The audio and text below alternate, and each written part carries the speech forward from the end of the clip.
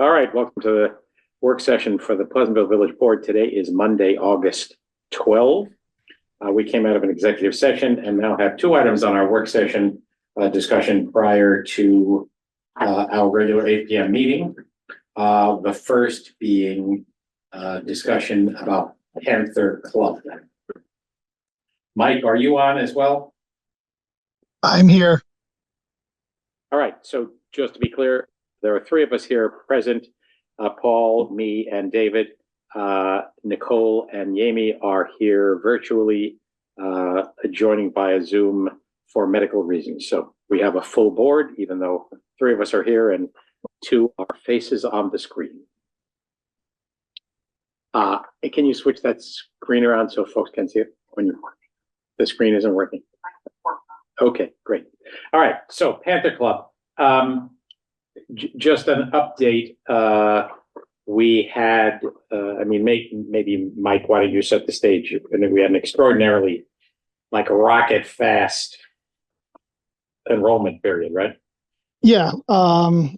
Monday, Tuesday, Wednesday, Thursday closed out probably within 10 minutes of registration. Currently, we still have some slots available on Monday and about 20 spots left on Friday, which is pretty typical for Fridays. They're typically our lighter day for Panther Club. How big is the wait list? Wait list is about 25. And how does that compare to the wait list we had last year before school began? And what was the evolution of it last year? Smaller. Last year's wait list, I would say before school was closer to 40. And ultimately, I think at the max, we had about 50-ish on that wait list. And last year, we worked through it as space came available throughout the year. Each month, typically, there's a little bit of movement where people's schedule change. They don't need either Panther Club altogether, or they only need 4 days or 3 days. So as space comes available, we try and work down the wait list to fill the open slots. So a number of issues we have heard from a couple of parents who had concerns about how the whole system works. And it gives rise to conversations that's been had in the past. Some folks making the argument that if you were in a previous year, you ought to have preference for the following year, which is an understandable argument on the one hand, and on the other hand, it means if you lost the first year, your chances of losing are greater every year following.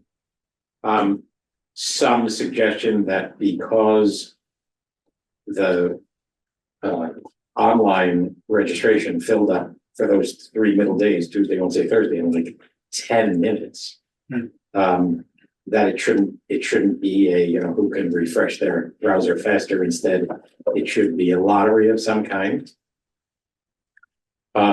Others have suggested, and this has been suggested in the past, that people who are seeking a 5-day program should get precedence.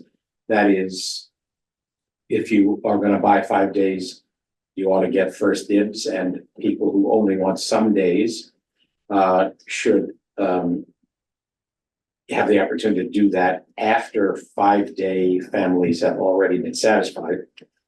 One issue attached to that is that one of the reasons Monday and Friday, correct me if I'm wrong, Mike, one of the reasons Monday and Friday are lower enrollment days is that you've got lots of people who now have flexible work schedules and don't have to work on Monday or Friday. And so you might end up in a perverse circumstance if you favored 5-day-a-week people, forcing people who don't need 5 days to buy 5 days in order to be in the game, even though they don't actually need it. I would say some of that. I mean, Friday typically is always light. Monday, for example, I wouldn't say is we're 4 spots away from being full on Monday. So I think it's just the way it happened to fall for the people's schedule this year that Monday didn't close. Mhm. And then, lastly, some folks have complained that they are aware that some families buy Panther Club days as an enrichment program for their kids, but they don't actually need it in someone's perception for after-school care. I don't know how we would possibly imagine navigating some needs test for people. I just don't think that's something that's reasonable for us to imagine. One person's need is perhaps different from another's. It just doesn't strike me as something we could possibly do. But the underlying issue to all of this is that expanding Camp Panther Club to meet the demand is an extraordinarily difficult venture, both because of space in the school, logistics in the school, staffing and day-to-day logistics when BRS, for perfectly understandable reasons, can't always give us the rooms we normally use for various reasons. Something special is happening. It's a book fair, it's parent-teacher conferences, it's whatever it might be. There's a whole lot of churn in how this thing works. And then the other possibility that if it were to expand to more than one floor of BRS, the logistics also become extremely complicated. So, what I can say, and I've said to parents I've talked to, is this is a really tough program for the village to run, and one that almost no municipalities are running. It's a really tough program for the school as well, but I think everybody realizes the importance of it. But thus far, although we've expanded it a number of times, we struggle to maintain sufficient staff to meet not only our licensing requirements, but our expectations for the program. Fair to say, Mike? Yeah, I mean, currently, while we are staffed and will be prepared to open, we're not at the ideal number currently that we would like to be at for this coming year.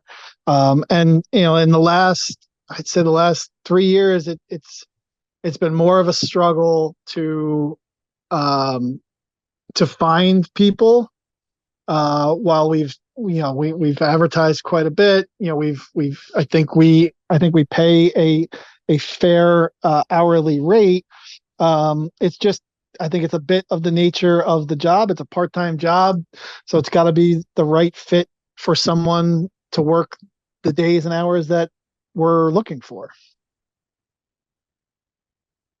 So, the various ways in which we could consider tweaking, adjusting, or significantly changing the registration process are certainly worth discussing, but they wouldn't affect the current year. I think it's a conversation we ought to have. Am I right that filling up those 3 days in 10 minutes is unprecedented, isn't it? Didn't it take a few days in past years?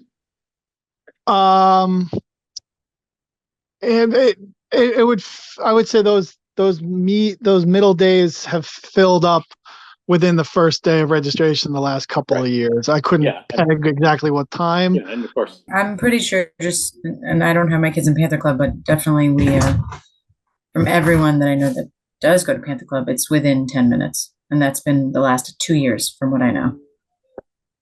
because of course now at this point, people realize that it's not It's not an easy expandable program, and you got to get in the game if you want to be improve your chances. Can I ask, what's the age requirement for staffing? Do they have to be 18 and older, or can we do seniors? So we've always asked for 18 and older, but it's not really, the requirements are not age, it's qualifications. Oh. And it's kind of twofold.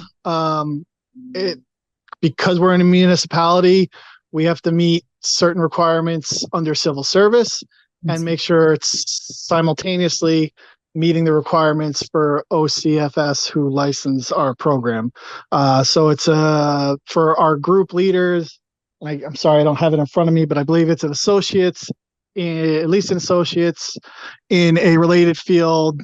So early childhood education, physical education, recreation, and some experience in the field. Okay, just curious. So it's tough. So, so I know, Mike, you and I have had conversations with at least one family that was very much concerned about this. Have there been others? Well, like I said, we have a wait list. I have not gotten lengthy phone calls, and people are checking up on the wait list. I wouldn't say feverishly, but people have checked up on, is there Yeah, any movement? understandably. So, all right. And if past is prologue, in the first month or two, there is likely some churn and people who you'll be likely able to take some people off the wait list. Is that? Yeah, I mean, historically, just last year alone, we were able to work down that wait list and get a number of people in. A number of people found alternative care and came off the list because of that. Right. So yeah, as soon as the space comes available, we're looking to go down the wait list as we did last year. Right. So just so folks can understand it, can you explain what some of the barriers are to expanding, knowing that we couldn't do it this year in any case, but what the longer term barriers are to expanding the program? So the first thing, like we've already touched on, is staffing. We're not at the number we would like to be at. While we will be staffed and ready to go, staffing is definitely an issue, and it's not the way I compare it to is like summer camp, because summer camp's one of our big rec programs. With summer camp, I can make a group of 25 kids and throw 4 counselors in it, and I'm meeting my ratio. This program that is I can't have group sizes more than 20. Some of our classrooms are only allowed to have 20 people in them at a time. Another example of just the space thing is, so the cafeteria. We have access to the cafeteria. The state has come and measured and tells us how many kids can go in each room. That dictates the number on our license. The cafeteria, I can only have 60 kids in there at a time. Well, I know the capacity is probably 200. That's what I can have in there. So that's some of the space constraints we're up against. And with the space constraints, we have rooms that are indicated on our license. Those are rooms we can use. We are not supposed to be using other rooms that are not on our license. From time to time, we get permission to use, for example, the little theater is not on our license. We check with OCFS, let them know, hey, we're going to do an event here. We're going to use this room. Are we clear to use that? So spacing is not just adding another room to give us more space. There's a lot, the state will have to come out and check those rooms and give us authorization, measure the rooms, and tell us how many kids. And then along with spacing, we work well with the school. They do a good job of letting us know events that are going on, and we try to work around their events. But when there's an event going on, and it's raining, we've lost let's say the book fair is going on. I believe the book fair has been in the gym, or the bake sale has been in the cafeteria. So we've lost that space, and it's raining outside. I'm stuck in classrooms and not enough space for the number of kids we potentially have. We always, work well together, but it becomes a constant, not constant, but it's a logistical struggle sometimes. And then there are times, by no one's fault, but there's a meeting going on. We don't have this room. We have to pivot. Now, again, not the end of the world, but it's not just, we have this space and we're not bothered. We have to constantly, week to week, make sure we have the space we think we have. The outdoor space also, the little turf is being used by the athletics field. So when they come over, and we've worked it out and kind of rearranged that schedule as well, so that we're not too close to them when they're practicing, especially with lacrosse and balls coming around. We've now lost the outdoor space. So when like, let's say there's a lacrosse program out there, we're only using a little bit of the blacktop up by the school. So at least we could still get outside, but we don't want to be close to the sporting event. So So if you, Mike, if you have a year, could you come to us with a proposal to expand the program by like 20 or 25 slots? Or have you hit the practical limits of the space that's available? And I'm not talking about budgetary issues. Obviously, we'd have to figure that out as well. I think we've reached our limit. I think between staffing constantly, I mean, you guys can look back at the board meetings. There's probably not a board meeting last year that we weren't on with a resignation or a hire for Panther Club. So, staffing's a constant in and out. And I just think there's so much. I know the school will work with us, but there's other stuff going on. There's other people in the building. It gets small when we're constrained to our rooms, and then there's other things going on, or we've lost a room. I'm very comfortable and think we run a good program, and I think 150 is our number. Yeah, I just want to say that I support you on that, Mike, as somebody who has been on the board since Panther Club started and has watched this whole process. You guys have really bent over backwards to accommodate the community, and we're in an unusual role here that a municipality doesn't usually play. And like you said, we're constantly seeing the staffing having to be renewed, people who are leaving and so on. So my perception, based on everything that you've been telling us over the years now, is that we've maxed out.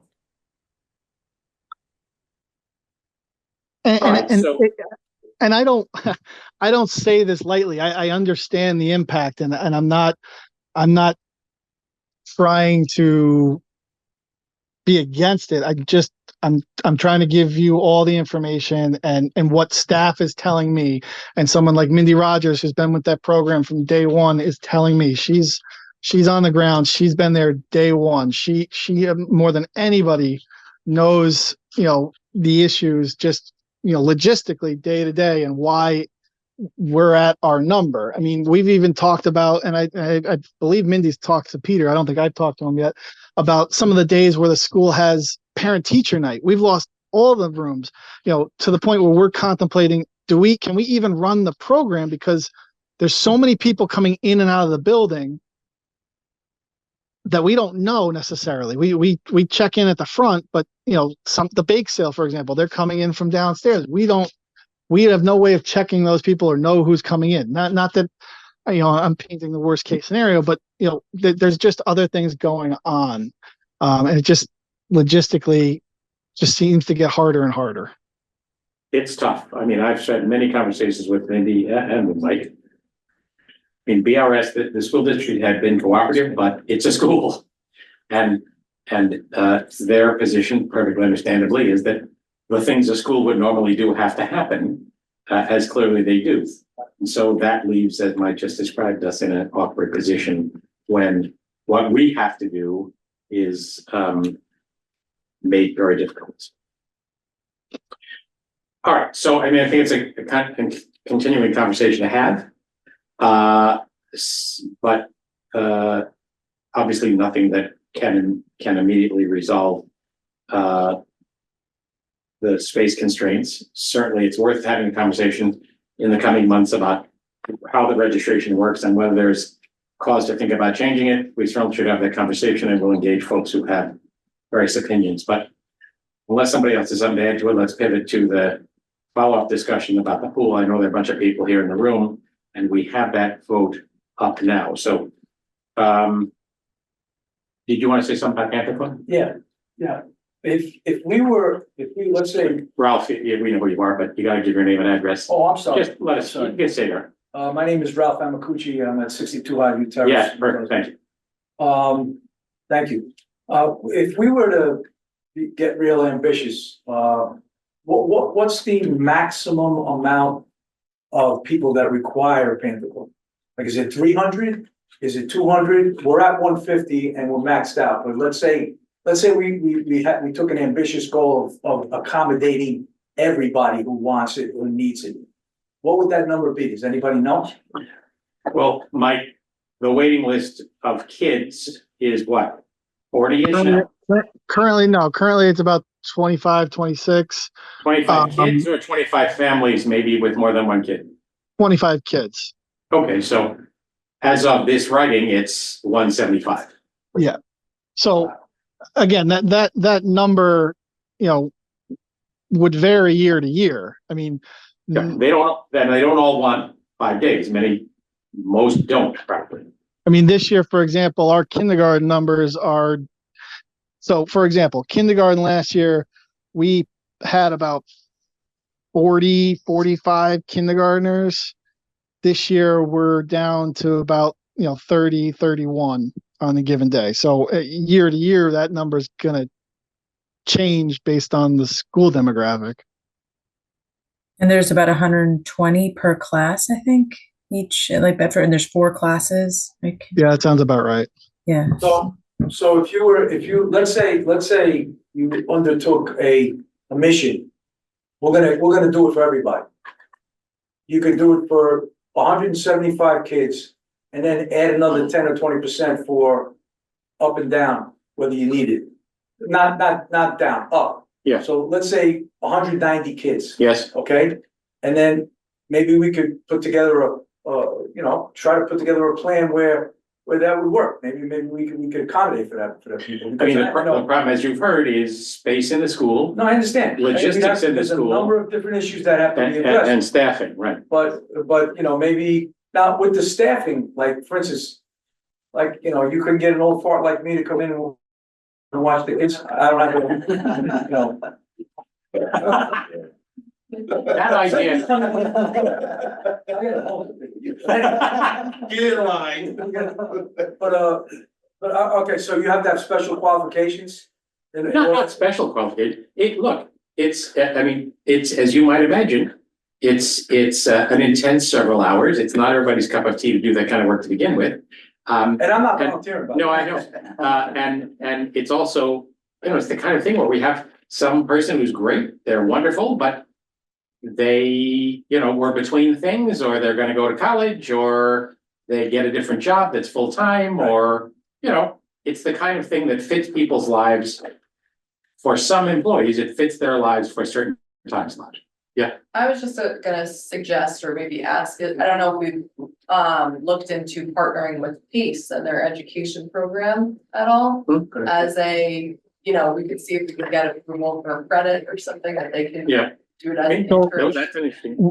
We are, well, not a partnership with PACE. We are actually getting more and more PACE students, which is great to a point, but remember, they're not there all year round. They go They're done away. in May. They're done in May. We currently have two PACE students, one of them who won't be starting till November because he's a football player. He worked for us last year. He was great. We'd love to have him back, but he won't start till November because he's a football player. So losing people for a month is problematic, but we are seeing and getting more PACE students and trying to get some PACE students. And we reached out to Westchester Community College. Their early childhood education program is pretty strong as well. I just don't know if we do. Just another area.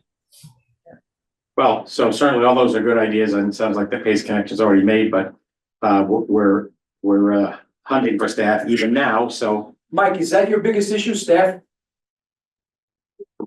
I would say staff and the day-to-day logistics and space of The what else, logistics are really. what else is really going on in hard. that building.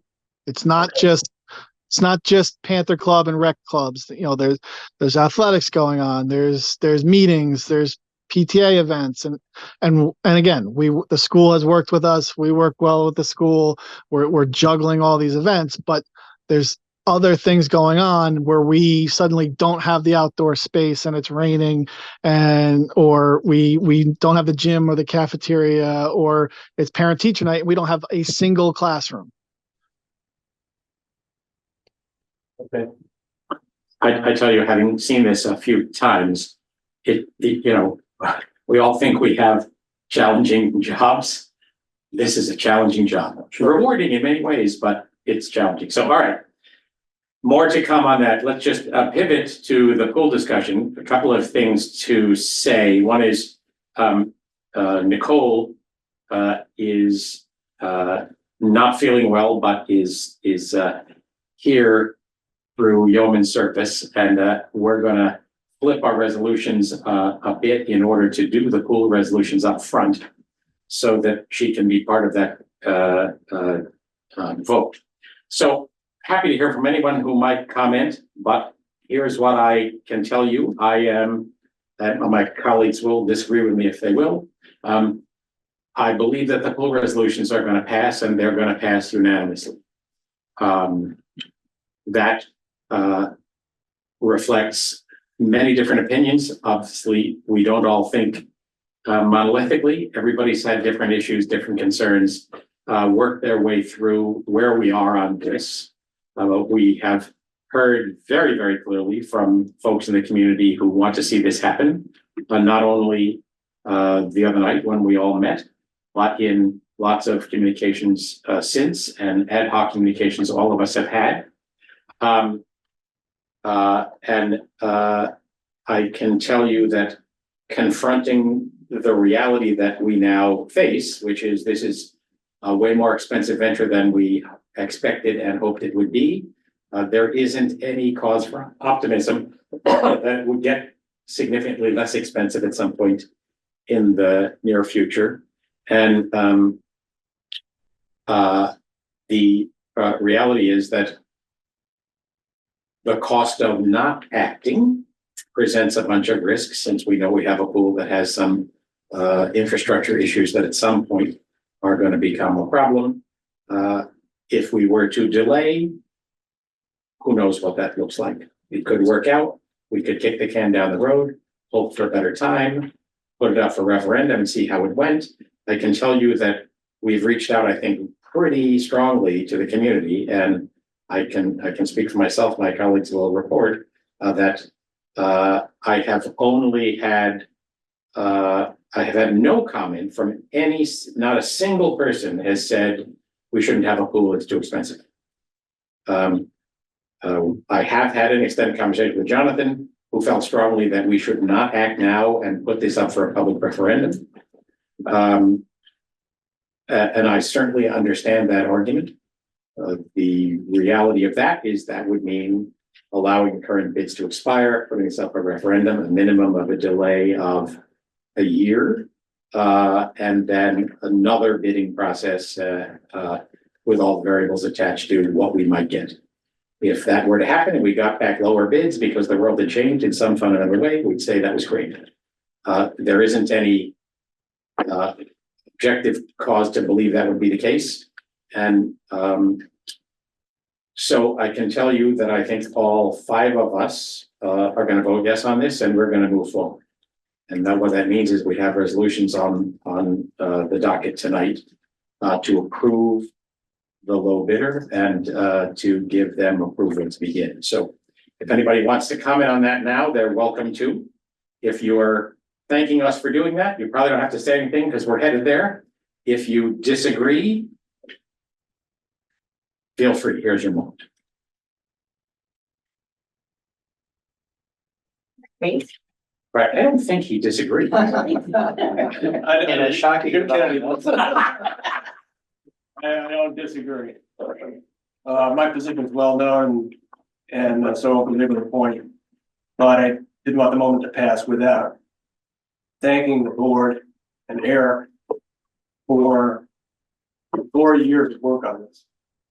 And my colleagues on the task force were the first to survey the community, take the pulse, and then help design a beautiful new pool in the same footprint. We couldn't be happier. And I also, of course, as you know, as a fan of the history of it, stand here representing the old ghosts of the past who worked as hard or harder to make sure that the community had a place for the general public to swim for more than a century. Those old ghosts may be here tonight, but if they aren't, their spirit is because it's the spirit of Pleasantville. The pool has been a part of our lives for all that time. And if you go forward tonight, you can ensure that several more generations will enjoy it. So thank you very much. Well, and as you know, Jim has made clear, as have so many other people, the pool we have enjoyed for our families as they have gone through that and then aged out of it is the pool that other people paid for. So we're paying it forward. Jonathan. I just wanted to make clear, first of all, I appreciate the work these guys have done and I think a $6 million spend deserves a debate. I felt like, I'm in favor of the pool. Jim is quick to remind me, of the times that we spend on the pool. And it is a tugging of the heart and it's true. And I love those traditions. But I worry that, as I've documented to you guys, so I won't go over it, but extensively that trying to cram this into a 3-week period in the middle of June, end of June, early August, it's a tough time to really gauge community sentiment. I know that you've had overwhelming, quote unquote, overwhelming support. I don't just believe that. I worry there's a certain selection bias that goes into that. You get the folks that really want it do show up. But having said that, I love the idea of the pool. And I argued and wanted to create debate for it because $6 million shouldn't be spent by a village our size on an asset of that without extensive debate, in my opinion. And I think ultimately the decision to make it a referendum would be the right decision. I appreciate and respect the decision not to. But having said that, I wanted the community to be clear because I've been vocal, and I didn't want to get misinterpreted to think that for some reason I was against the pool. I've never been against the pool. But I am also against not debating spends of this size. And I appreciate you guys hearing me out on it. You and I spent time on it. And again, the work that these guys have done has been terrific. So no arguments there. I thank you for all of that. As I always do when we spent a lot of time on this together and we doubtless will in the future on this and other subjects. I totally respect that argument and it's a totally reasonable argument. I would push back a little bit to say that this is a conversation that's going on for a good long time. Obviously, the costs have escalated, but we've also telegraphed that, and we are in a circumstance, as you clearly know, where failure to act on something that has been so clearly ratified by such a big part of the community, including the over 2,000 people who are members of this pool right now this year, feels like we can't kick the can down the road. So that's where we are. And so in the category of vigorous debate, I can tell you, as you know, I think none of the 5 of us probably would make exactly the same argument for or against this and have made different arguments along the way. But I think we've coalesced into agreement that we should do. Fair enough. Thanks, guys. All right, with that, let's end our work session and we'll begin our regular session. And recognizing that Nicole is fading fast, we'll bump these substantive resolutions early. So with that, welcome to our regular session. Welcome to the village board meeting for the Village of Pleasantville. Today is Monday, August 12th. Our next regular meeting is in 2 weeks on Monday, August 26th. As is always the case, you can join us on Zoom, picking up the Zoom link at pleasantville-ny.gov. And within a matter of a few days, you can pick up an on-demand webcast of this meeting, past meetings, and meetings of other boards and commissions at pctv76.org. So 3 of us are here present in the room tonight, David, Peter, and Paul. Participating remotely are Nicole and Yami, both unable to be here for medical reasons. As I mentioned in our work session, Nicole is fading fast, not feeling well. And for that reason, we have three substantive resolutions upon which all five of us would like to vote. And so if we can jump forward, and I will share my screen, starting with resolution 288, which is the bid award for Clark Street. Bear with me 1 minute and I will share my screen.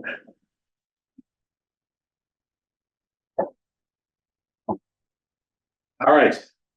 Paul, 288. Whereas sealed bids were advertised in the official village newspaper and received on August 6, 2024 for the 2024-2025 Clark Street and Soldiers and Sailors Park drainage improvements. And whereas the bids were received as per the following: ELQ Industries Incorporated, $631,326.50. Aqua Works Incorporated, $685,460.50. R. Pugny and Sons Incorporated, $1,156,050. Skate Tech Landscape Technology Incorporated, $764,379. Cerrone Construction, $9,973,506.90. That was a high bid. Sorry. Peter J. Landy, $831.03. Woodland Manor LLC, $871,739.68. Palladino Concrete Creations Corp., $946,565. Tony Casal Incorporated, $998,050. Giamfia Corp., $1,133,379.10. Lost Construction Incorporated, $1,217,600. Now therefore be resolved that the Board of Trustees hereby awards the bid 2024-2025 to ELQ Industries Incorporated and authorizes the village administrator to execute all necessary agreements. Is there a second? Second. So this is the project to resolve the flooding that is happening on Soldier and Sailors caused by the partial collapse of the drainage pipe on Clark Street between the parking lot and Bedford Road. It's a big project, but fortunately ELQ has come through with a bid that's roughly consistent with the budget we intended. And we've had positive experience with them before. All in favor? Aye. Aye, motion approved. All right, Nicole, you're not feeling well. Are you up to reading this whole thing? I think I can handle it. I mean, I'm not about to perish, you know. Okay, good. Okay. All right. Whereas the Board of Trustees of the Village of Pleasantville, Westchester County, New York, the village on January 23rd, 2023, adopted a bond resolution entitled Resolution Number 2023-15. Consider authorizing the issuance of not to exceed $5 million serial bonds to finance the construction and equipping of a swimming pool, the original resolution. And whereas the Board of Trustees wishes to authorize the expenditure and appropriation of additional funds for the construction and equipping of a swimming pool project authorized in the original resolution. And 2, to amend the original bond resolution to increase the maximum estimated cost of the project. Now therefore be it resolved by the Board of Trustees of the village as follows. Section 1. The village is hereby authorized to undertake the construction and equipping of a swimming pool, including any original furnishings, equipment, machinery, or apparatus required in connection therewith, at an estimated maximum cost not to exceed $6 million, constituting an increasing of $1 million over the maximum estimated cost authorized in the original resolution.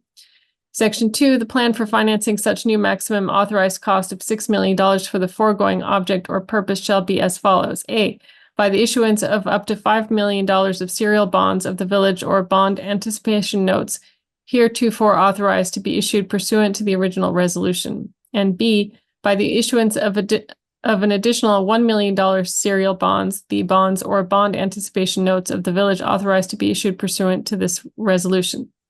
Section 3, it is hereby determined that the period of probable usefulness of the aforesaid specific object or purpose is 20 years pursuant to paragraph 61 of section 11A of the local finance law, provided that the maximum maturity of the bonds authorized shall be computed from the date of the first bond anticipation note issued in anticipation of the bonds, or the serial bonds or bond anticipation notes authorized pursuant to the original resolution, whichever date is earlier.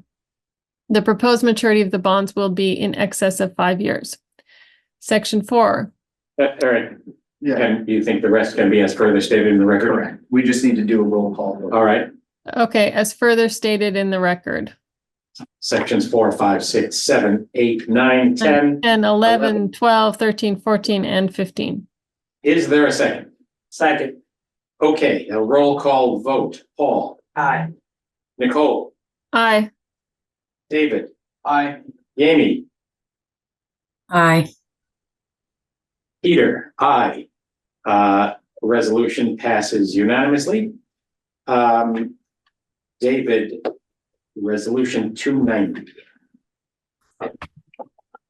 Whereas sealed bids were advertised in the official village newspaper and received on June 4th for the 2024-02 village pool reconstruction, and whereas bid 2024-02 village pool reconstruction was rejected by the village board of trustees on June 24th, 2024, and whereas sealed bids were advertised in the newspaper and received on July 16th, 2024 for the 2024-02 village pool reconstruction rebid, and whereas bids were received as per the following: Hoyer and Company, amount total $6,033,839. Base bid alternative edition $7,030,420. Remus Industries LLC, total $6,153,791. Base bid edition alternative $7,050,517.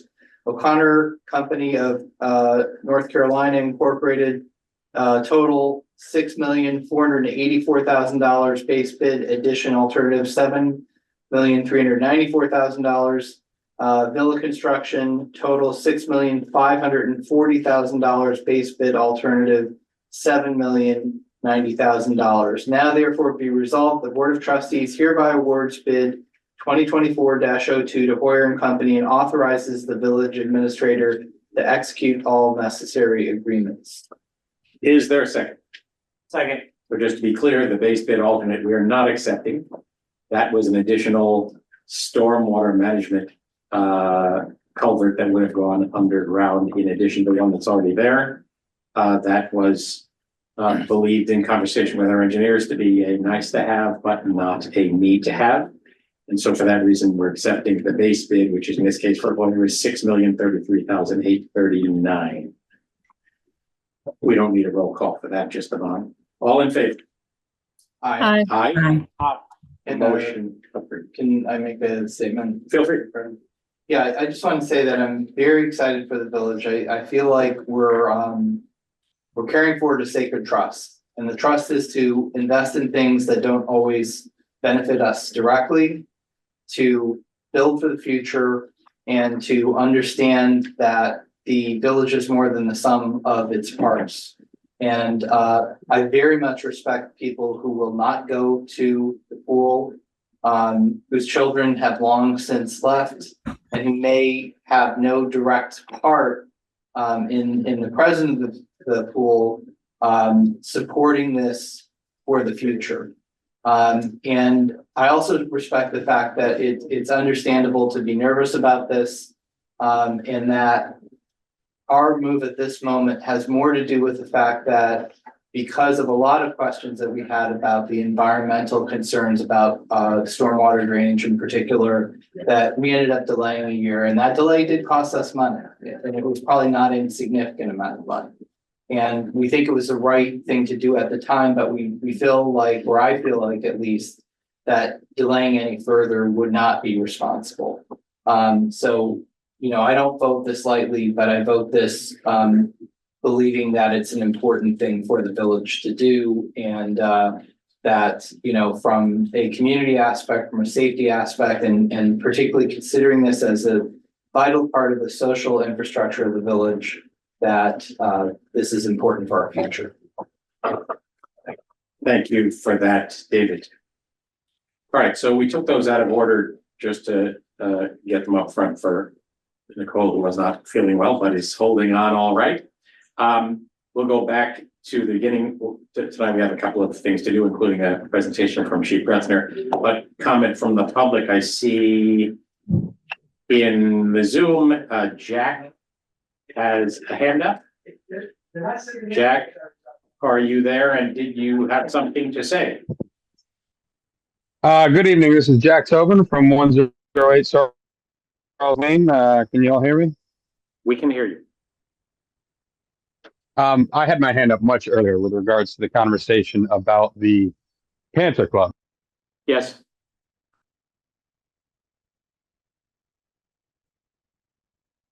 Did we lose you?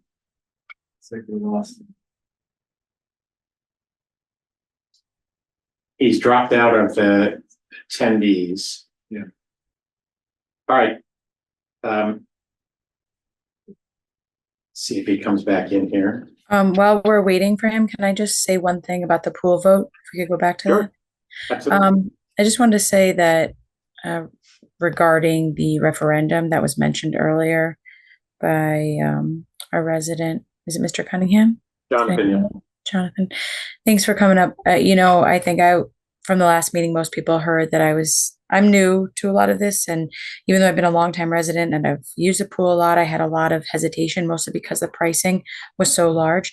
But overall, every single person I spoke to just leading up to it, this vote today was yes, yes, yes. And I just wanted to say on record that as my job is to really listen to the people in the village, that is what I am voting yes for with the pool.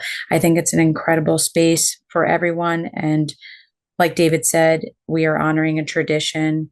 I think from the last meeting, I really wanted to mention, and my concern was, I guess you could say, bang for our buck. And I was looking for space that we might be able to eke out. But the real decision, what I heard from everyone that I spoke to was, do you want to pool or do you not want to pool in Pleasantville? And it was 100% yes, every single person. I think people are willing to, they want to honor it and they love the tradition. So I just wanted to say that on record about my decision to vote yes for tonight at the pool. Thank you, Ying. All right, I don't see that Jack has come back, but if he does, we will certainly invite him to speak. I think Nicole is going to depart and try to get better. Thank you, Nicole. We appreciate it. Feel better. Thanks, guys. I'm also very happy about the pool. Okay. I had a couple of announcements to make, and then we'll jump to Chief Bressner with his quarterly report. First thing to say is that we had a meeting a couple of weeks back. Yemi and I and Eric Morrissey had a meeting with Andrea Stewart Cousins, our state senator and the Senate Majority Leader, with Mary Jane Shimsky, our assembly person, and with Lance McMillan, who's the Region 8 head of the Department of Transportation, and a couple of people from his office came to Pleasantville to talk about the Grant Street intersection. A number of things arose out of that. First off, I just thank those people, quite a bit of administrative and legislative horsepower on the state level coming here to New York for that meeting. But short version of a longer story, and we'll have more to say over time, is that for the first time, I would say there's some guarded optimism that there might be a way forward to getting a red light camera. That isn't crystal clear at the moment, but there does seem to be more reason to believe that that might be possible down the road. There's some legislative issues, there's some county police issues, there's a who would pay for it issue, there's who would install it and manage it issue, whole bunch of things. I don't mean to suggest that this is a slam dunk, but I do think that there was more optimism about that as a possible safety improvement. But the state has committed to a couple of things that are improvements right off the bat. One of them is they have cut back some of the weeds and greenery that was getting in the way of visibility of some of the signs. They have done that already. They have committed in an unknown time frame, but I think certainly within a year, correct me if you heard it differently, to replace the blinking lights that currently exist with lights that actually would be synchronized with the red light at the intersection, so that there would be a light activated for drivers to say there is a red light ahead, as opposed to the current situation where it blinks and just says warning something's coming. So again, that feels like a step in the right direction. I think everybody's clear that this is an intersection that is never going to be a great intersection under the best of circumstances. A number of people have argued that it should be closed. The DOT was rather clear in saying that if the village wanted to ask the state to look at closing it, they would then start the process of investigating that, but that the accident records that they have don't place this intersection at the level of sort of blinking alarm, an intersection that needs to be closed. And I say that not to suggest that anybody is happy with any accident. Certainly we've seen some pretty horrific things have happened there, but I forget the exact numbers, but I think this intersection in terms of the metrics for accidents is somewhere in the middle third, or maybe right at the 1/3 point down the list. So if it were to be closed, there'd be a whole conversation about what that means and whether you could still get off the Sawmill going north, whether you could go north from the Grant Street side, whether the Pleasant Avenue side would be completely closed.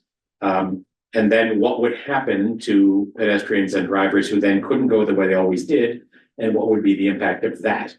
A number of those potential impacts aren't so great either, and so that's a conversation we need to be continuing to have. I can tell you that just anecdotally, quite a few people have said to me, "Oh my God, do not close this, that you will cause more problems than you hope to solve." But two things to say about that. One of them is a couple of people have said to me, "Look, in our family, we've simply decided we're not going to use that intersection. We're going to go around."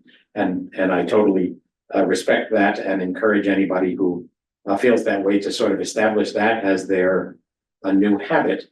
And then secondly, the state DOT forwarded to us an interesting videotape that had been put together by Vassar College students for Raymond Avenue in Poughkeepsie, where kids were passing over what is essentially a 4-lane road, sometimes without paying enough attention. And they put together a rather amusing but pretty pointed video that reminded everybody that when you're crossing a busy street, you have to have your wits about you. And so we're going to work together, perhaps with the assistance of PCTV and with the school district, but aiming this at adults as well, to remind people that, you know, wherever you're crossing, you need to keep your wits about you. But in that situation at Grant Street, I personally very much encourage that when you see the light change and you think you have the green and they have the red, make sure they have recognized that and the people going in the other direction have stopped. So that's doubly important as a pedestrian. And so we're going to have a little public relations campaign to try to get people to be more mindful of that. So more on that to follow, but I just want to thank the folks from DOT and Senator Stuart Cousins and Assemblywoman Shimsky for their assistance and their continued assistance as we go down the road on that. Reminding folks of dates coming up. Block Party Ball. September 21st is the block party. We have a lot of opportunities for sponsorship still available. So if anyone's interested in that, and we're looking forward to a great event, hopefully the weather holds out for us. I'm gonna have to activate the rain date of September 28th.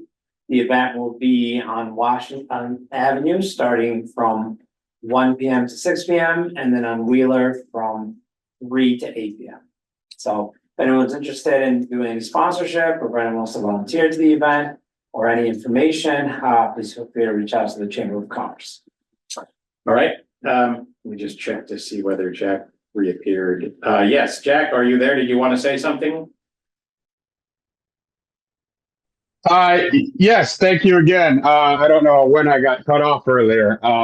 So at the risk of repeating myself, I just wanted to reiterate what was said in the room during the conversation about the Panther Club, that if there was a way to accommodate everybody that wanted to, it would be great to explore whatever options there are. And I understand all the limitations as discussed, and a lot of that's beyond my pay grade. But if it is a matter of coordinating with the PTA and the school and getting more parental involvement or even parental involvement in writing letters to regulatory agencies asking why we need advanced degrees to manage a bunch of kids. Or I don't know, I'm being a little facetious, but I think people are willing to help, and there may be more than just those on the wait list that were shut out and just didn't get on that wait list for various reasons. And I'm just taking my own informal survey around. And then the other thing I tried to squeeze in there was it came, that I think everybody there does a fantastic job. And I wasn't aware until you said earlier that it's a relatively new program. I frankly don't know how a lot of folks managed without it. I certainly, my family could not manage without it. The folks there do a great job. And an email came through looking for a new supervisor. So I was just curious if somebody was retiring. I wanted to give a special shout out to Mindy because she's always been so absolutely fantastic. So sorry for getting cut off earlier. Thanks. Yeah, no, so thank you for that. And a shout out to Mindy is deeply well-deserved. Mindy was the sort of founding director of that program and has done a fantastic job. She had left the Villages employee to do something else and then came back. But when she came back, it was not to run Panther Club. And one of the problems we've had is that the position we've had to run Panther Club has been a civil service category that was largely attracting folks who wanted to be recreation supervisors.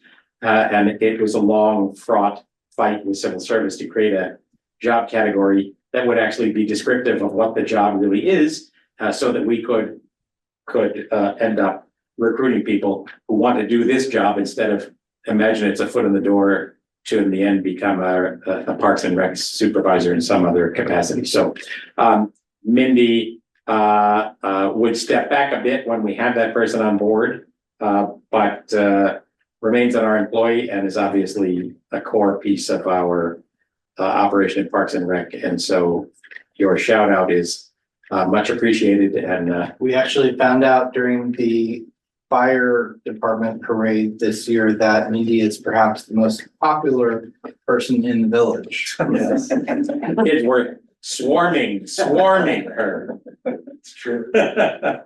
And most popular for extraordinarily good reasons. So thank you for that, Jack. We appreciate your comments. All right. Next on our agenda is the quarterly report from Police Chief Eric Russell. Not at all. I'm sure you're racing home to catch it on TV. Yeah, I'll do that. Thank you, cool people. Thank Have a you good all. night. All right. Chief Bruxner, that's not nice. I mean, we do it for every promotion, so walk out, so I guess I can't take it too personally. All right, let me share your presentation and you'll tell me when to advance. Excellent. So my presentation tonight does not have nearly as many numbers as the beginning of the meeting did, so I take that as a good sign. Should I wait or go? Go. All right, off we go. So basic rundown of our level of activity for the quarter. Again, nothing really that stands out particularly. Things pretty much in line with what we would usually do. Next, please. The noise is just up because it's seasonal. Yeah, I mean that's definitely a seasonal concern. As the weather starts getting better, we start seeing more and more activities outside for sure. Next, please. Graph checking our patrol activity, self-generated activity mostly. You see the large spike in parking summonses that obviously comes with the enforcement in Q1 of our snow ordinance. Next. All right to community policing. This quarter we spent a lot of time spending time out in the community. Did a number of different activities and had a good opportunity to interact. In April, Lieutenant Woolman and Detective Charletti went to the library, talked about library safety. Obviously, as the library becomes more and more popular and has always been a focal point of the community, we wanted to make sure that the library management wanted to make sure that their staff members were prepared for any sort of emergency. So we did talk about library safety, prepared a little presentation for them. Next. In May, we had Detective Charletti give a tour of the police department. If you go to the next slide, That's a little after effects after the tour was over, and I would just welcome any community groups if you are looking for, obviously for Girl Scouts and Cub Scouts, that's usually a badge or a merit badge or something to achieve, but really we welcome anyone in the community, any groups to come in and do a little tour. We have some fun with them, and it's always a nice few minutes that we get to spend with people. Again, you're gonna see a lot of Detective Charletti in this. Obviously, he serves as our youth officer. He's very active in the community. And so his name pops up quite a bit. He is constantly at the schools. We've always had a footprint in the middle school, and he has developed some pathways into the high school. So you see, he continued his usual meetings in the health classes with the 8th graders. And then he also had the opportunity to go talk to the 10th graders. 10th graders are a perfect group because they're kind of getting into that. They're just starting to drive. They're just starting to, usually in most families, starting to experience a little bit more freedom and as they reach the high school and sort of move towards upperclassmen. So we talked about safe driving, obviously the dangers of fentanyl, but as we've talked about before, more than anything, it's the opportunity for the officers to meet the kids to meet the officers, and just build those relationships. And be reminded, for those who may not recall, Detective Charletti returning to the schools he went to. Yes, exactly. So he does have to bring a unique perspective and a unique experience to those conversations. In June, Detective Charletti and Lieutenant Woolman, prior to becoming a lieutenant and a sergeant, was our detective and was our youth officer. So he worked for a long time with Nancy Neumeister. As far as bringing some of this programming into the schools. She retired this year, so we took the opportunity, you can go to the next slide. Took the opportunity to go up, present her, the police department presented her with a plaque, thanking her for all of the positive work that she has done and how much she has assisted us in really coordinating and building that bridge between ourselves and the school. You'll see quite a bit, obviously, of the work that we're doing in the schools, as we always do. Obviously they're the community, we are the community, and so it's a wonderful opportunity for us to share that time together. Next, we did have some recognition for our officers after a bit of a hiatus. The Westchester County PBA, which is based here in Pleasantville, but represents members from different agencies throughout Westchester County, had their recognition ceremony. 2 of our detectives, both Detective Charletti and Detective Sergeant Zane, were recognized for their work on particularly sensitive or particularly difficult cases that they brought to conclusions. So if you go to the next slide, a lot of pictures in this presentation. So this is Detective Sergeant Zane, Lieutenant Woolman, and Detective Charletti at Tesoro d'Italia down on Marble Avenue, where the luncheon was held, and both of those detectives were recognized for their efforts. All right, our patrol staffing, as you can see, our Q2 numbers for overtime are down. These numbers actually represent some of the lowest overtime numbers that we've had in some time, going back to even 2022 and 2021. So we have seen a decrease in our overtime spending. That obviously comes from the board's support of the hiring of the officers that we have brought forward and the opportunity to fill shifts. If you go to the next slide, apologies, it's every quarter, it's a struggle to figure out which chart or graph I'm going to use to try to show where our overtime stands.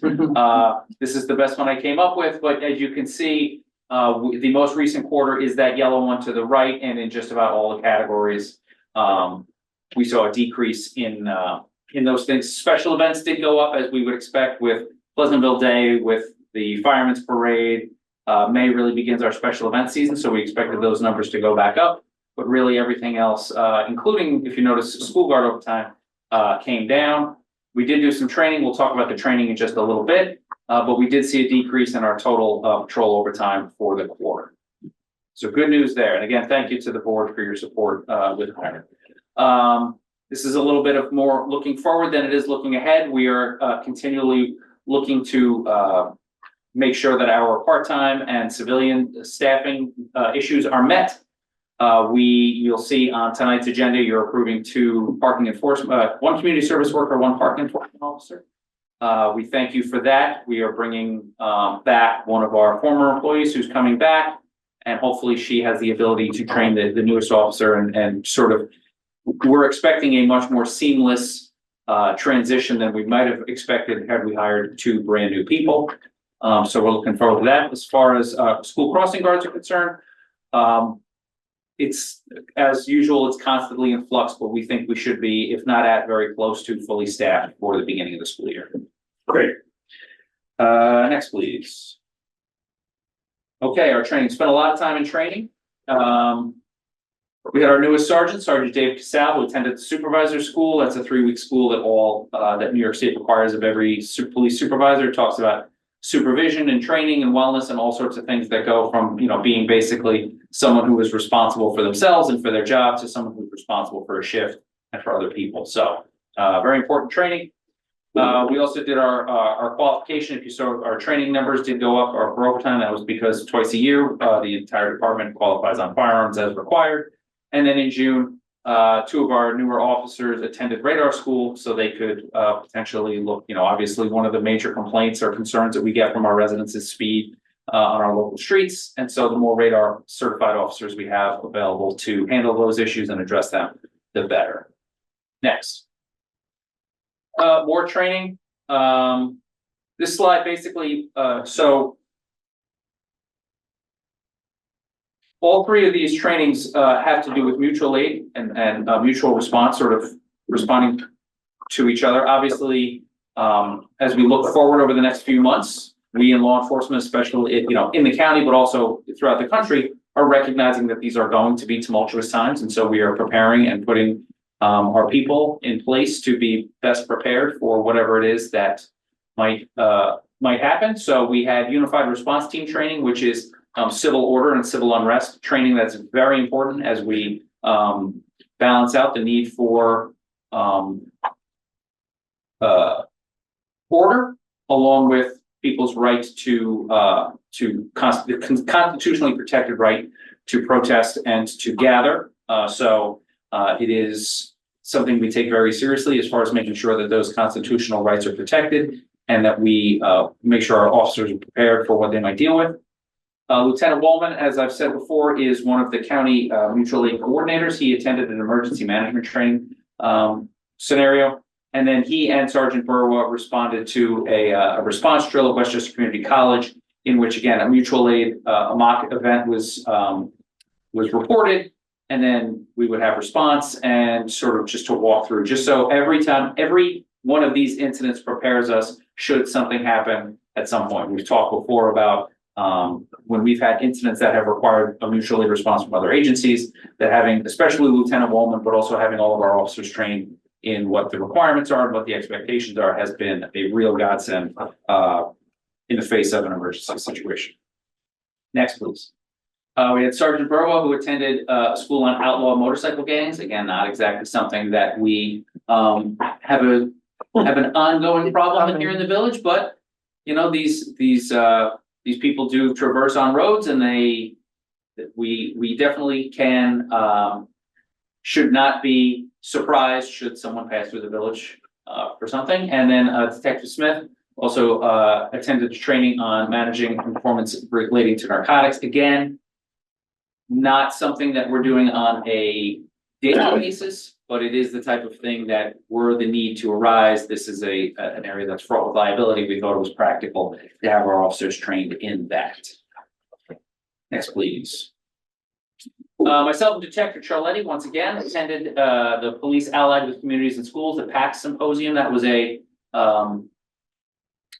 pretty much a full day scenario in which law enforcement and schools come together to talk about emergency response, preparedness, things like that. I serve on the steering committee for that committee. It's a countywide thing. We bring in school officials, BOCES are represented, a number of different, the idea is really to sort of mesh everyone together and to put everyone in the same room, in the same space, hear the concerns, and also advertise our successes and our training and what we're doing. So we had that went on in May at the county center. That was very well attended. Next, please. And in April, as far as our officer wellness is concerned, I talked the last time that we have started with Guardian Revival, which is a not-for-profit that is located up in Beacon. They are really expanding their footprint. They are now affiliated with Tunnel to Towers and a lot of other not-for-profits to bring wellness in order in for our officers And so they had a wellness summit in Staten Island. Officer Velardo was one of our 2 wellness coordinators here in the department, and so he is tasked with being the bridge between our officers and the services that Guardian provides. Next, please. All right. Just want to touch on a few things briefly. A pregnant single word. Fleet, just fleet. Yeah.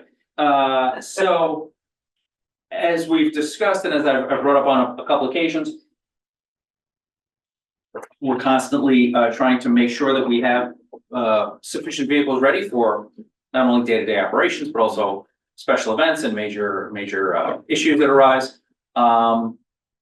Ironically enough, one of our vehicles last day of service was the music festival. As it was literally returned to the parking lot, the axle broke on the vehicle, and so because of the age of the vehicle and the condition of the vehicle, we decided that vehicle was no longer in service. We were not going to repair that damage. So we have, as we've talked before, we have 2 EVs that have been ordered that we're waiting on to be finished up, so we can put them in service. Could be any day now. We are expecting to take delivery of. Who's the dealer that's there now? I'm sorry. Where are they sitting? I think that's so it's the same dealer we've used. The great thing about this, that we go through for our cars is they do everything soup to nuts. Most places you buy the car in one place, you have it outfitted somewhere else. They do everything. Obviously, I think I saw it. Yeah, the changing landscape in police vehicles has impacted between supply chain issues and the way cars are ordered and everything. It's just, it used to be a car broke and then you order another one and within a couple of months it would show up. Now we're looking at sometimes 18 months of lag time between when we order a vehicle and when we can take delivery. These vehicles were ordered months and months ago. But we are expecting that we'll be taking delivery of those 2 EVs. I expect there to be a picture of our 2 new EVs before the next quarterly update. Let's put it that way. And I'm sure much sooner than that. Good news. Sorry? That's great. Yes, next please. Our records management system, as you remember, we have joined a county consortium to take on a new records management system. This should save the village upwards of $500,000 as far as the implementation and the licensing and everything else. A lot of those costs and the maintenance costs are being borne by the county. The problem is that, not the problem, but the payoff for that is it's a much more labor intensive onboarding. So we're trying to coordinate, Lieutenant Bill Martin is in charge of that project. He is working with the county police, regularly attending meetings to migrate, to clean up and migrate the data, to build out the infrastructure so it's acceptable for everybody. It is like I said, a very labor takes a lot of labor. That's the word. Intensive. Thank you. But we did get so the original go live date when we started the project was supposed to be March of this year. It was pushed out to March of next year. But the good thing is that there have been some deadlines that have come and gone that have been met. And so we are hopeful that March of 2025 go live date should hold firm through into the future.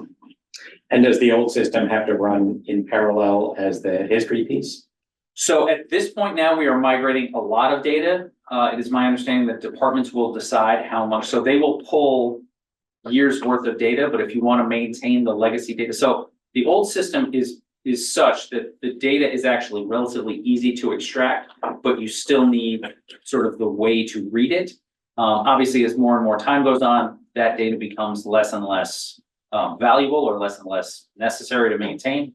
Obviously, things like arrests and cases and things like that will all be maintained in perpetuity, but there will be no maintenance costs for the old system in order to be able to go back use it basically as a legacy system. Okay. Next, our radio communications that is an ongoing it's an ongoing project that we are close to wrapping up now. We have begun the construction phase up at the water tower. As of last week, foundations were poured, structures were being brought in. There are some small structures, generators going up there, but obviously the big ticket item is the monopole that will be up there. Again, we went through with the guidance of the board, went through a very long and thorough process to mitigate the impacts, the visual impacts of that. So it is our understanding that the pole is available, and so it should be going up again. We're expecting hopefully by the end of this month to the beginning of next month, that pole will be operational. What that pole does is gives us the capability to work off of a different, a much more typical police network. Currently, our radios are working off of LTE. The radios have the capability to go back and forth on both. The LTE has been great. I took the radio, I went to a conference up in Albany, and I was literally at the top of the Taconic hearing as clear as a day, as clear as a bell. The transmissions that were going on here, so it's great. But we expect we should get, we've discussed before, better penetration should we go with the opportunity to have the MTA tower here just outside the village. So we're excited about that. And now I say just outside the village, that little patch of land is in the village. it is in the village. Yeah. Excuse me. Yes. Don't seed any turf. That's right. So as I said, a lot of Detective Charletti in this quarterly report. So I close with this picture. I would love to say that bird just came and landed on his finger, but this is Pleasantville Day. So I believe there was a magician who was working the crowd and managed to have that bird perch itself right up there. But it does really speak to what we think of James and the job. So any questions? Well, so I also know that Detective Charletti watches these quarterly updates, and I did not tell him that this picture. all right, well, let's zoom in here. Let's really give this what it deserves. I wish we could put like a Wow. VRS in middle school and high school alum. Perhaps this could be, he could learn to train the dove and use it in his school activities. It's a great idea. Some sort of carrier pigeon or some sort of. So are you anticipating, you lost the vehicle, was that in the retirement schedule already? Yes, that was the vehicle that we were expecting to take out of service. Okay. One of the two vehicles we were expecting to take out of service. And what, as you look over the next 12 to 18 months, are you expecting to add more vehicles? So it's one of the, so not to get too deep into the weeds, but one of the vehicles that's going into patrol has a lot of miles on it. Mhm. They are soft miles. They are basically highway miles predominantly. We are constantly looking to make sure that our fleet is maintained at a reasonable rate. But once we are at full capacity, we're hoping, we don't have any immediate plans for another vehicle, but we do recognize that it is possible we would need. And the only thing I want to put in your mind is, given our experience now with these two electric vehicles and also I think the hybrid, took quite a long time, that you might want to get ahead of this. I mean, that's fair, that, that's part of the process of the funds and the money and everything like that, but yep. Understood. All right, any other questions? That's it. Thank you, Chief, for a good job as always, and Thank you. good news coming out of the Pleasantville Police Department. Thank you very much. Thank you, Chief. All right. Any comments from a member of the public? There are no members of the public since they have all fled. Anybody in Zoom, raise your hand if you had something you wanted to say. There being none, we will return to our resolution starting from the top. Nicole has departed to try to feel better, so it'll be 4 of us voting. And Paul, where we ended up. I think it was me. Was it me? Yes. Okay, it's you. Am I Let me share my resolution screen. number 267? 267, let me share my screen here. Okay.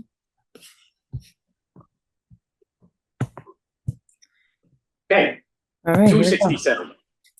Resolved that the Board of Trustees hereby approves the following budget amendments for fiscal year 2024 as listed below. Budget transfer general fund amount $869. A1410425 admin outside service. A7550.400 for the Music Festival. Increase revenue and expense capital fund amount $4,613.14. H050.5031 transfer from general ARPA APROP to police communication project A3197.201.24380. $91,667 for H030.3897 state aid recreational capital project Dansney.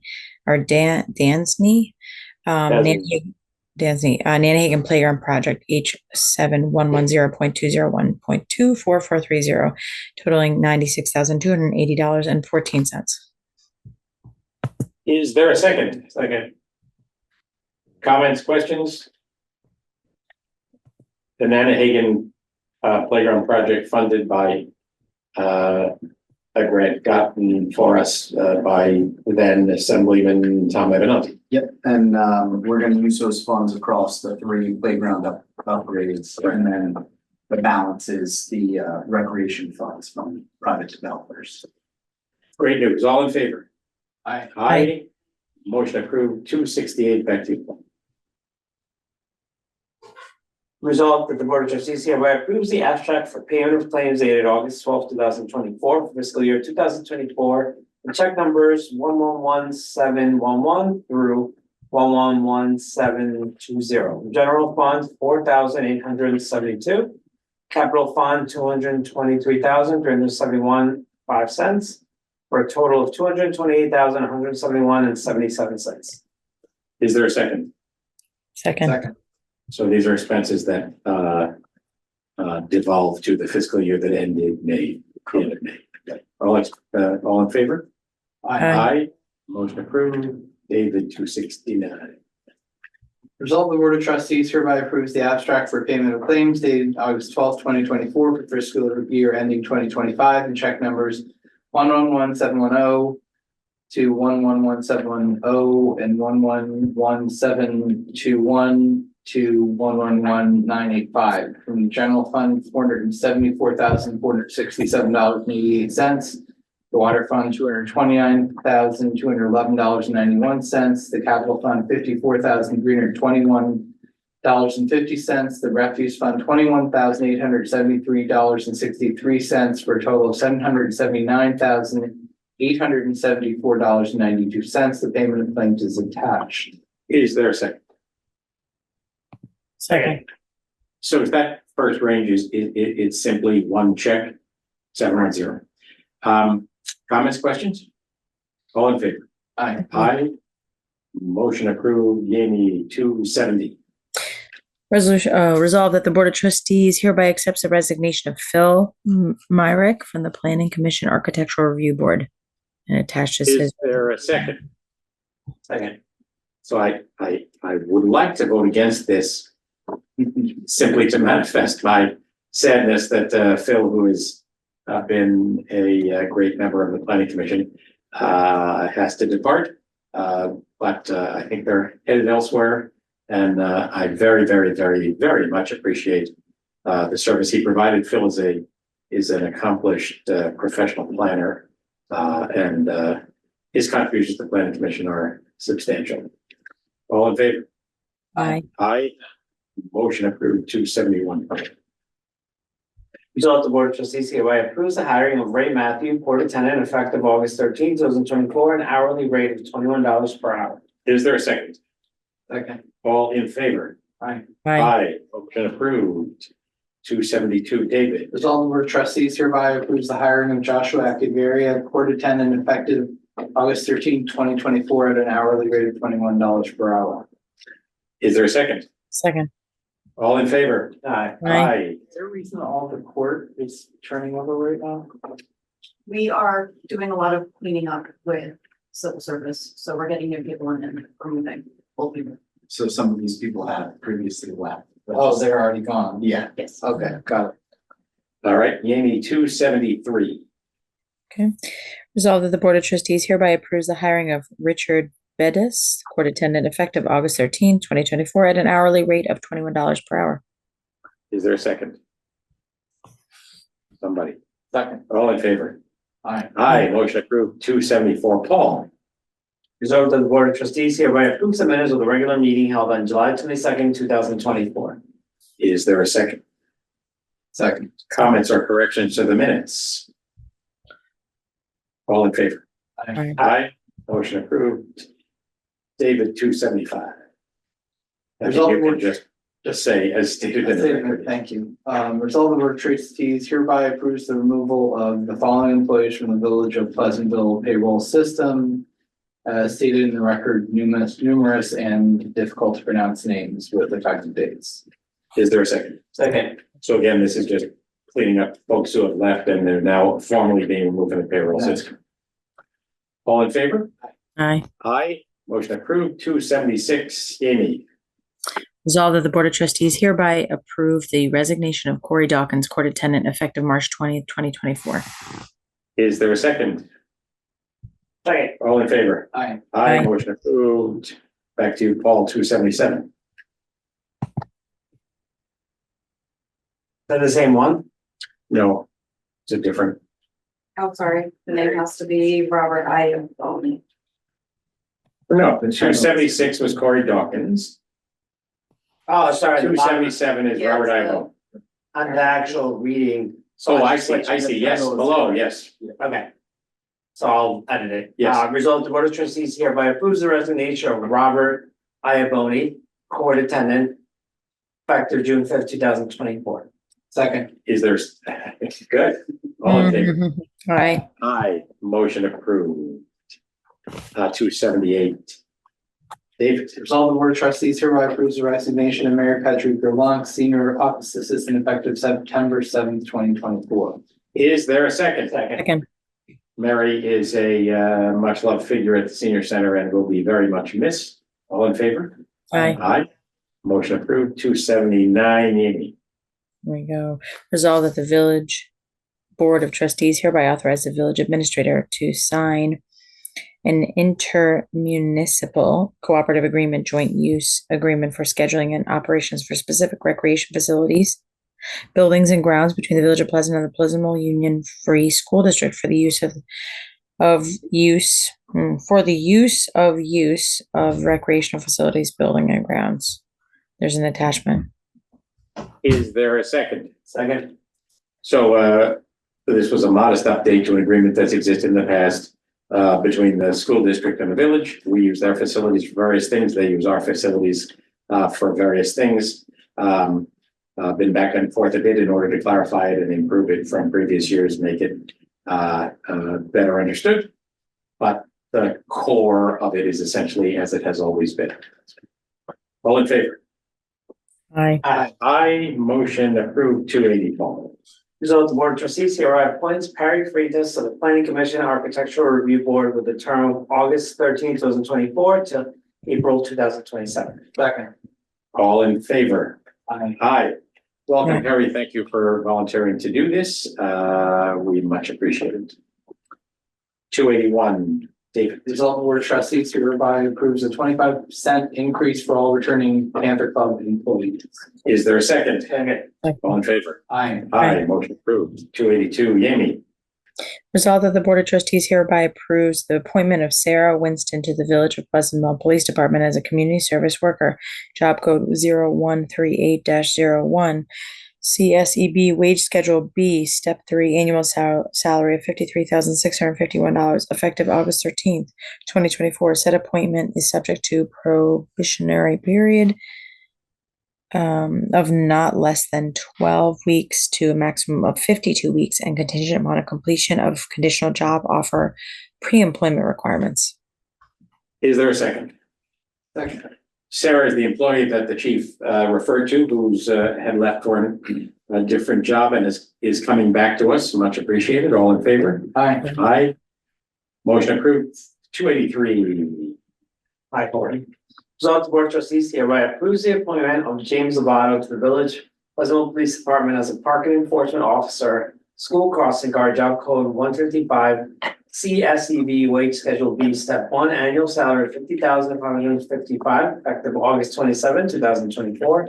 Said appointment is subject to a probationary period of not less than 12 weeks to a maximum of 52 weeks, and contingent upon completion of conditional job offer pre-employment requirements. Second.